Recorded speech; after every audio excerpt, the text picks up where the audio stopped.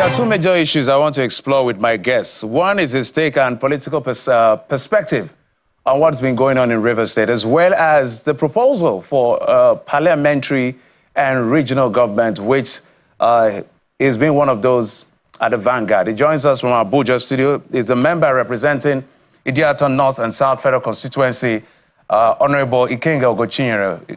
Honorable Kenga, thank you so much for coming on the program. Thank you for having me.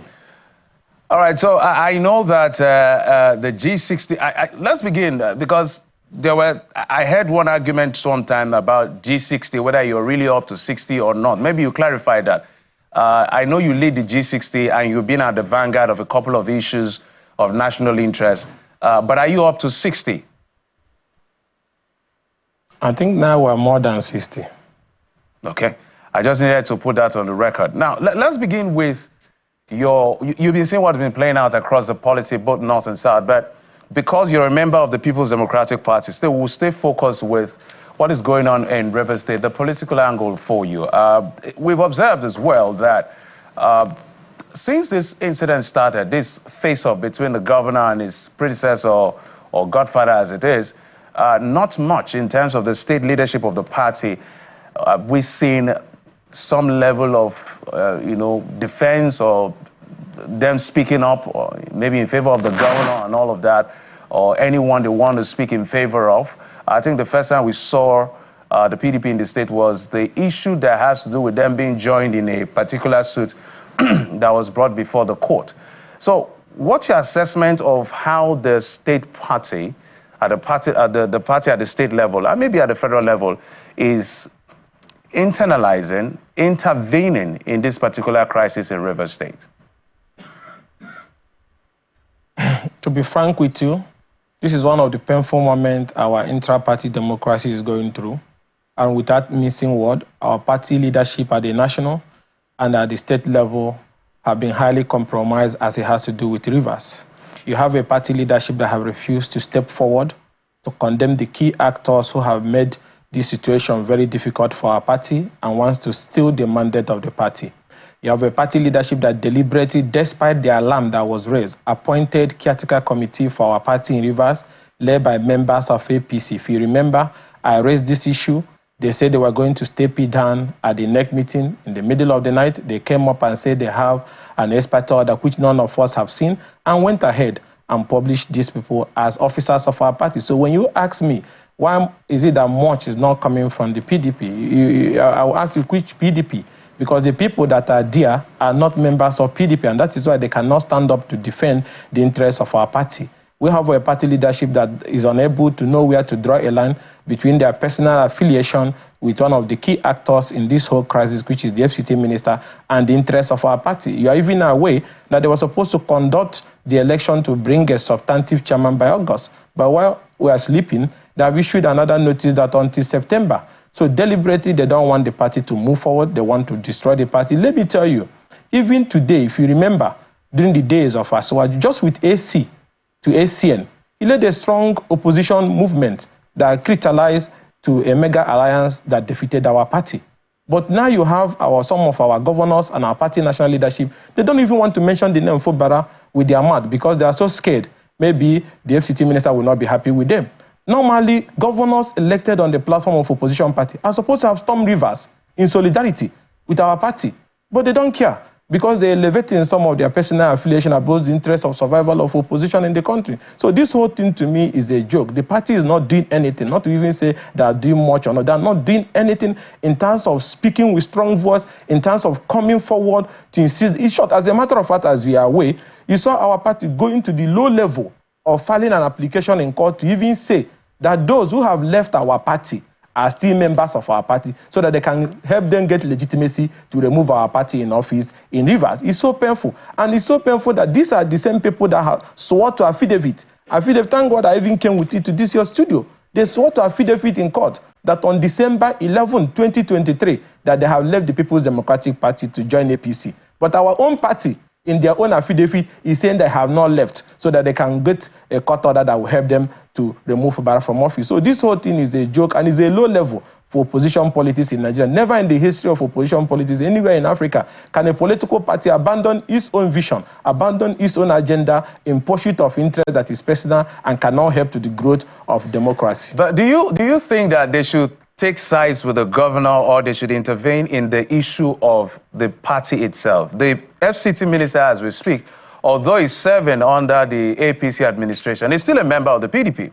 The governor is still a member of the PDP. There are some lawmakers who are still members of the PDP, and others, it's a subject of adjudication, so I'm careful, who have defected, and the issue of whether or not they've defected. So it's a gamut of issues. Is it about taking sides, or is it about coming to intervene, whether at the state level or at the federal level?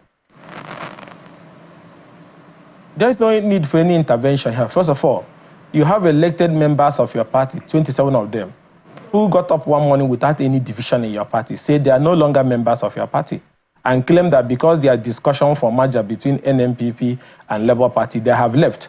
That doesn't amount to division.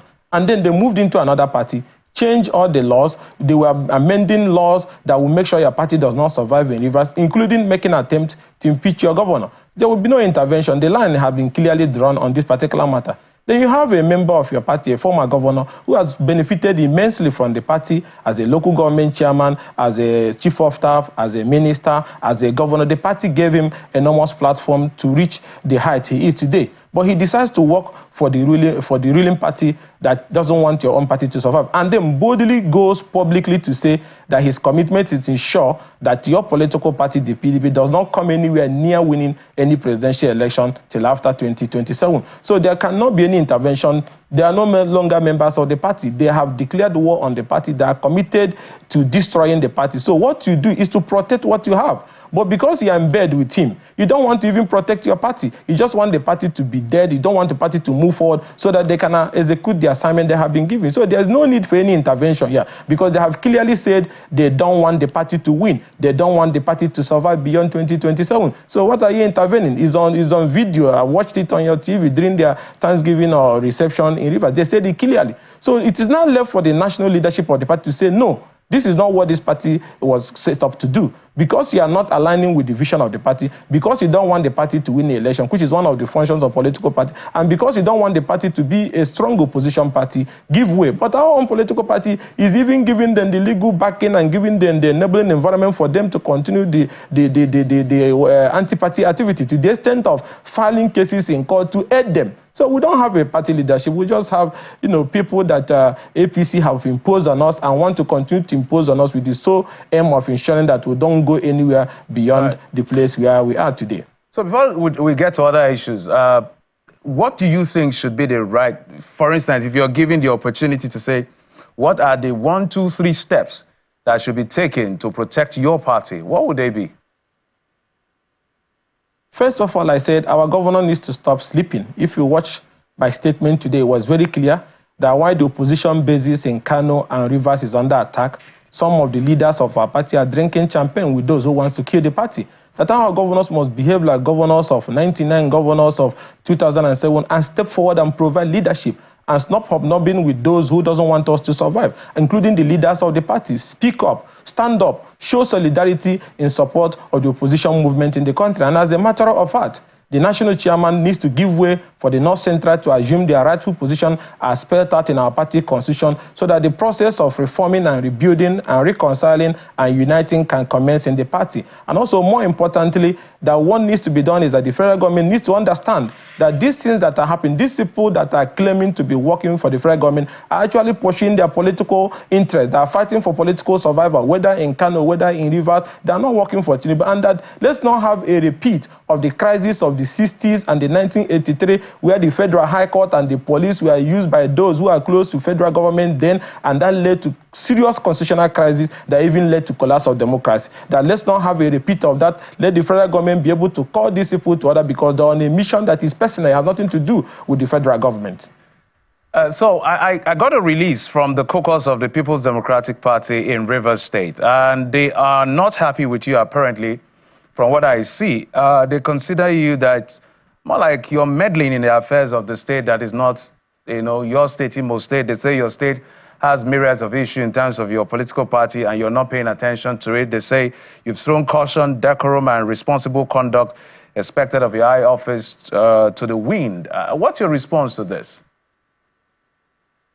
I don't want to dignify such things with a response because they are your colleagues. The authentic Rivers Caucus have issued a statement today, and that is the one led by Right Honorable Abiante. He has issued a statement and have disowned that statement. You have Boma, part of it. You have Honorable Anderson there. You have Mona Chim. You have Emerengwa and other committed Rivers federal lawmakers who belong to that caucus. So they have issued a statement, and I think that statement is out there in the public. And if you Google it, you can see that the Rivers House of Rep caucus have disowned that statement. And for the fact that they have disowned that statement, that is not coming from them, and they have reaffirmed confidence and appreciation for many years of sacrifice in defense of democracy, that is very consoling, and I will not want to dignify anybody that is seeking my attention with a reply on that matter. Let's now go to the other issue where we brought you here, talking about your proposal for regional government. It's been around for a while, that conversation, and you have been at the vanguard of it. So my natural question to you will be, what exactly is wrong with this form of government that you're proposing a different form for us?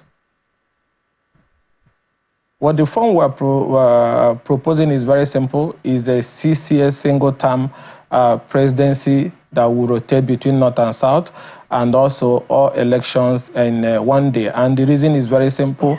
Our electoral process has been so bastardized. The credibility and the outcome over the years is difficult for people to believe in because of desperation of political actors. And we now say that if we have all election in one day, it will save us cost and also bring all stakeholders together. It means that, candidates, agents of candidates for the 5 elections that we hold the same day, we even bring the number of people in the polling units to almost 50. Everybody will turn out. It will reduce the level with which, election materials are hijacked, and it will ensure massive participation from everybody. There will be vigilance, and that will also help in ensuring that once accreditation figure is used to announce, for instance, the first segment of the election, which is maybe the State House of Assembly, that puts a cap on the accreditation, and it cannot change by the time you get to counting of presidential or governorship election results. That will help us to ensure a credible outcome. And also, we're insisting that there must be adequate punishment for election officials that announce results that are false or that was not electronically transmitted, 7 years with option of no fine,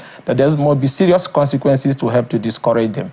And then we say that the conversation and money that goes into re-election, which you are aware is costing so much and is distracting government, that we can have a 6-year single term. And then also, in order to de-escalate political tension about power rotation and sharing in the country, which also affects governance, that let power constitutionally rotate between North and South. And when it comes to South, it goes to the geopolitical zones there. And when it goes to North, it rotates among the geopolitical zone there. We will reduce costs, we will reduce this conversation that is distracting us, and we focus on development. And in order to ensure that it's a 6 years uninterrupted development phase, that everything about pre-election matter of who is the rightful candidate, the rightful party leadership, who won the primary or not, should be decided 30 days to election. And after election, every conversation in court should be about the outcome of the election, not about pre-election issue.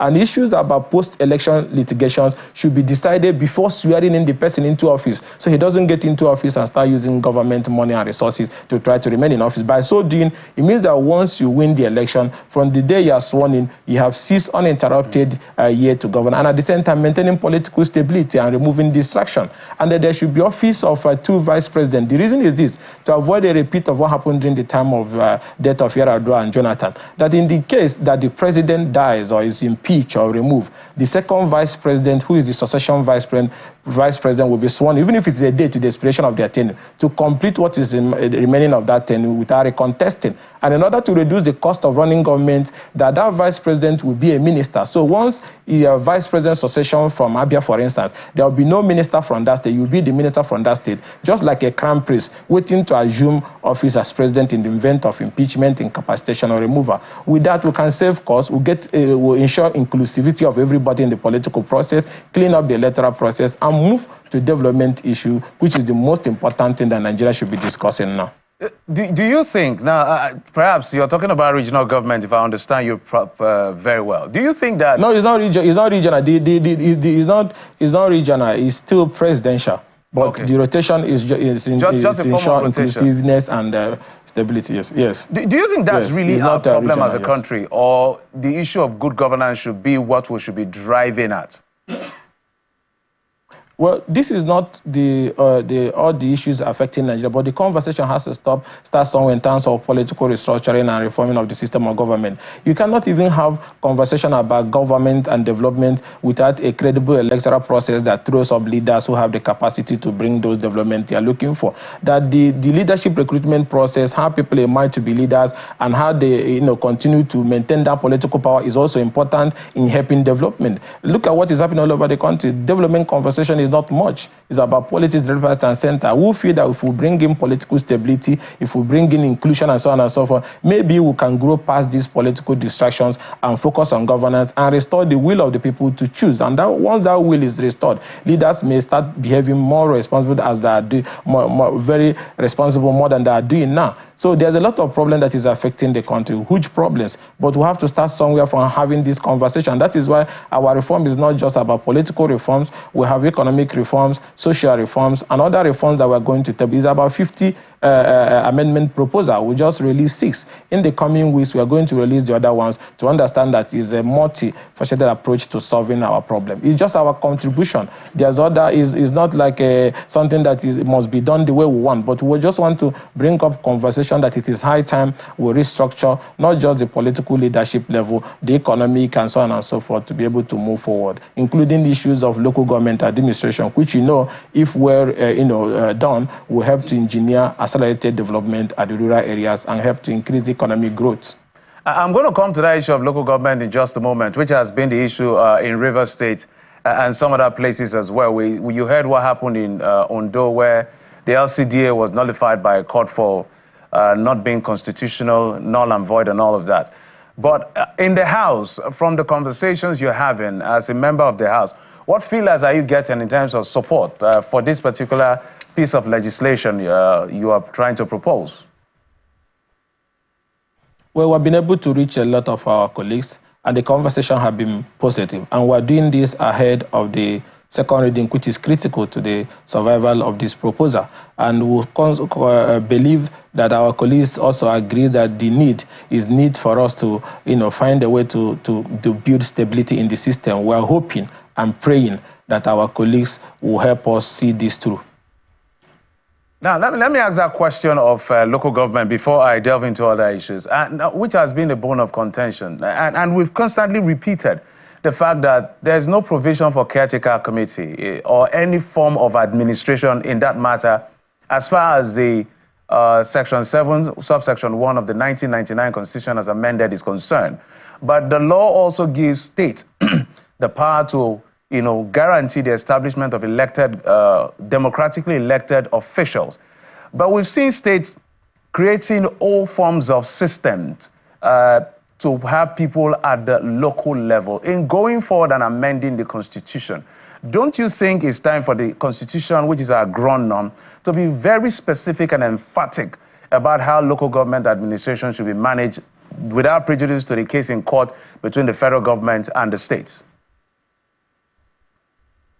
Yeah, we have gone through this before we even came to the parliament. Previous parliament have made attempts in cleaning the local government system. But the problem that we always run into is the non-cooperative attitude of the state House of Assembly, who most times are appendage of their governor, even to the extent of this autonomy issue have been there since 1999 to today. And this 10th Assembly is also working in cleaning the local government system. So there's even proposal by different people that their election should be conducted by the federal INEC because the people don't have confidence in what most of the state electoral commissions are doing. That most times it looks like they end up announcing one particular party as winners of the election. So yes, without any prejudice to the ongoing amendment proposal by some of my colleagues, yes, there is conversation and there are proposals on the table to see how we can make it truly independent so that all these issues can be resolved. Because once the local government system is working effectively, it will be a kind of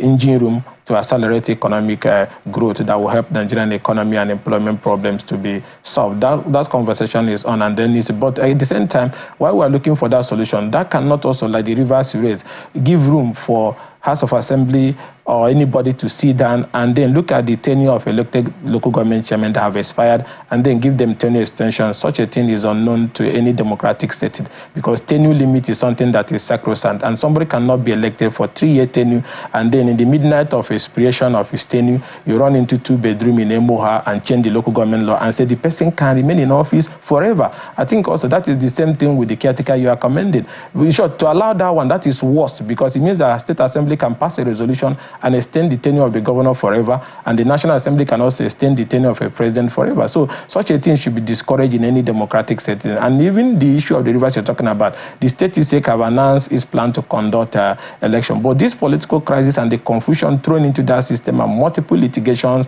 by those who wanted to seize that layer of government by force caused all this confusion that you see that created this lacuna.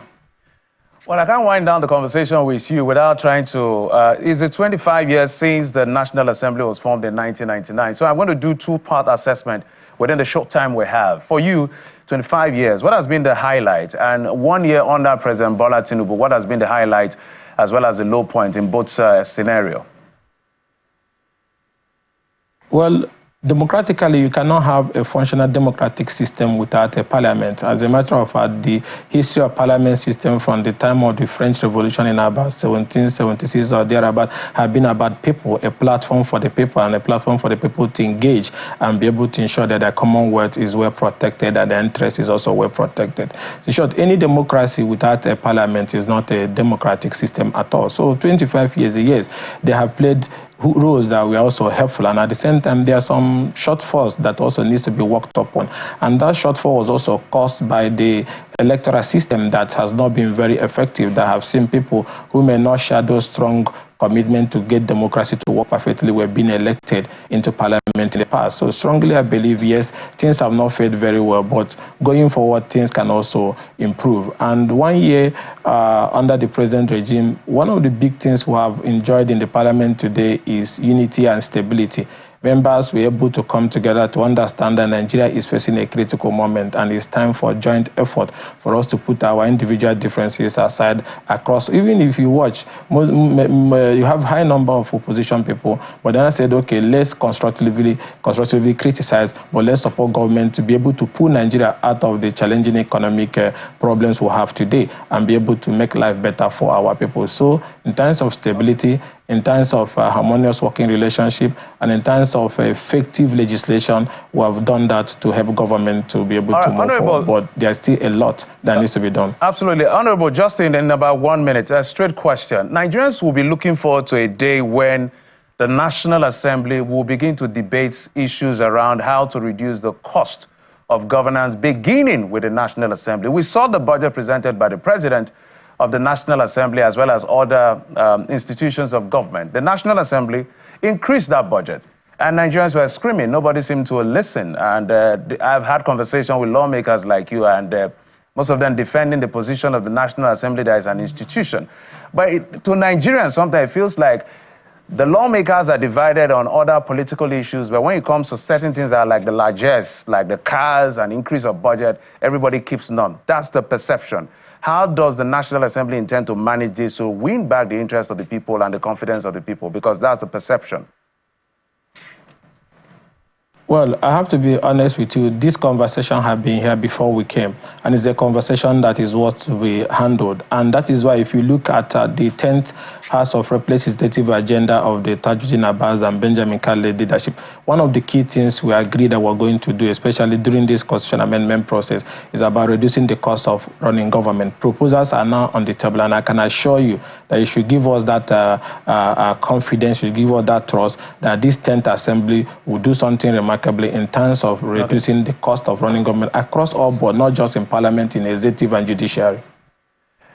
I can tell you that Nigerians would like to see it start with the parliament. Trust me. You just need to ask questions around the street because they are always on fire. They're always getting the flags when it comes to budgets and all of that. But I must thank you, Honorable Ikenga Ugochinyere, the member representing Idiato North and South Federal Constituency in Imo State. Thank you so much for your time and insights on the subject we've dealt with so far. Thank you. Thank you for having me.